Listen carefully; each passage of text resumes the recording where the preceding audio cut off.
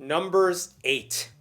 Listen, whatever happens this chapter, at least we're not hearing a list of offerings repeated over and over, right? Oh my god, what if this chapter was just God regifting all that stuff to other gods? Don't worry, it's not that. Instead, we will set up some lamps and make the Levites feel very, very bad. The Lord said to Moses, "Speak to Aaron and say to him, when you set up the lamps, see that all 7 light up the area in front of the lampstand."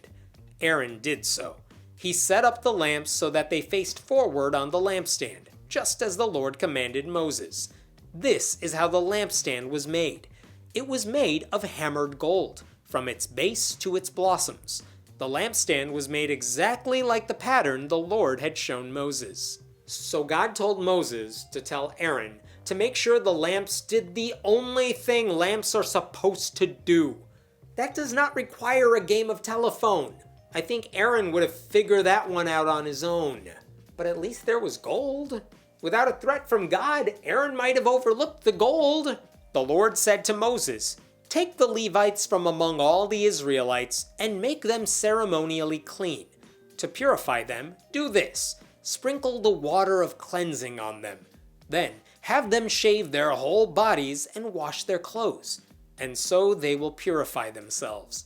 Have them take a young bull with its grain offering of the finest flour mixed with olive oil. Then you are to take a second young bull for a sin offering. Bring the Levites to the front of the tent of meeting and assemble the whole Israelite community. You are to bring the Levites before the Lord, and the Israelites are to lay their hands on them.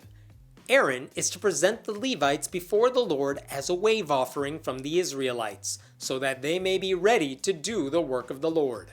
As a brown man, I would just like to say that being hairy doesn't mean you're unclean. You don't have to shave your entire body as part of a cleansing ritual.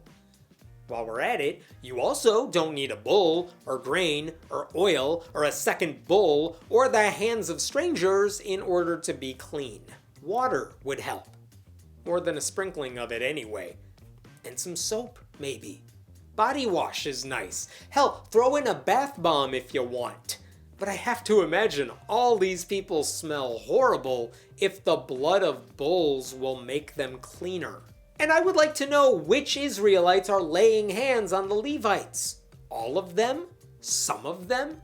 And since I have to assume bathing isn't a common thing for all these people, wouldn't laying hands on the Levites just make them unclean again?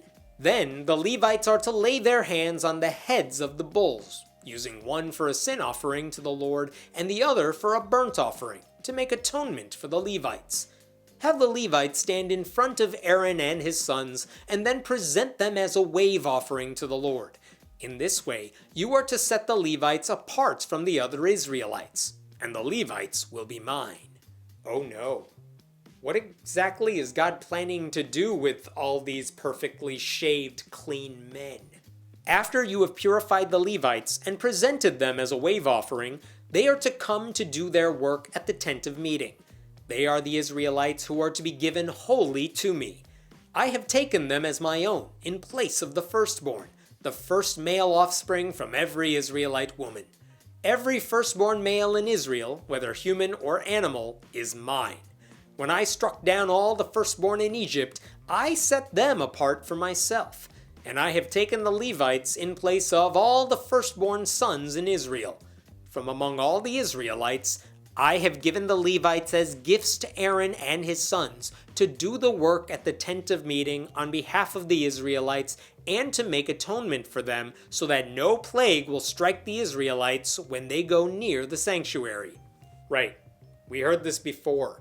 God took everyone's firstborns, but he spared the Israelites and kept their families intact, and in exchange, he just took an entire race of people for himself. You know what none of these people are saying? Hey, God, you don't have to take everyone's firstborn, much less control all the Levites so we could be a little happier. Moses, Aaron, and the whole Israelite community did with the Levites just as the Lord commanded Moses. The Levites purified themselves and washed their clothes. Then Aaron presented them as a wave offering before the Lord and made atonement for them to purify them. After that, the Levites came to do their work at the tent of meeting under the supervision of Aaron and his sons. They did with the Levites just as the Lord commanded Moses. That's a very sanitized way to explain how a group of people were enslaved all because God demanded it. Maybe one day someone will write the 1619 BC project. The Lord said to Moses, "This applies to the Levites. Men 25 years old or more shall come to take part in the work at the tent of meeting, but at the age of 50, they must retire from their regular service and work no longer. They may assist their brothers in performing their duties at the tent of meeting, but they themselves must not do the work. This, then, is how you are to assign the responsibilities of the Levites." In biblical times, the slaves could retire at 50. And that is how you know we live in a capitalist hell today. There's no way you could retire at 50, even after working non-stop since the age of 25. What sort of retirement is that anyway? You can still show up to work and assist? No! I'm going on cruise ships and traveling and doing crosswords and catching up on all my back issues of the New Yorker like everybody else. And hold on! In Numbers chapter 4, we were told that the men who worked at the tent of meeting were ages 30 to 50. When did we go down to 25? Someone clearly made a mistake. Or God just wanted more free labor and thought he could cram it in without anyone noticing. The Levites are clean, but you should feel very dirty for just sitting there while a group of people go into slavery. This is how God celebrates after an entire chapter of receiving gifts. What a spoiled brat.